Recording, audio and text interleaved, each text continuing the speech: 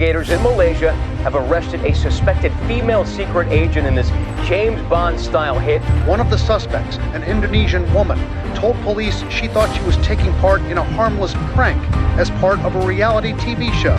If convicted, the two women may pay with their lives. 2017 में दो खवातीन को सजाए मौत का सामना था क्योंकि उन्होंने एक प्रैंक किया था। ये एक प्रैंक दरअसल एक जेम्स बॉन्ड थर्स का कत्ल निकला। इन खवातीन को बिल्कुल मालूम नहीं था कि वो अभी भी सबसे संगीन जुर्म कर चुकी है। ये एक इंतहाई हैरानकुन कहानी है कि कैसे एक यूट्यूब प्रैंक ने कमजोर के उनकी बाइक की जान ले ली। 2017 में नौजवान खवातीन सीटी और डॉन को जिंदगी का सबसे सुनहरी मौका दिया गया।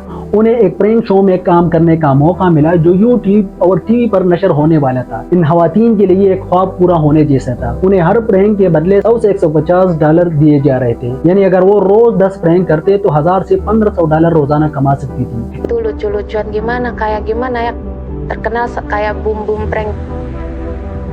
Jadi saya juga mikirnya oh ya udahlah gitu.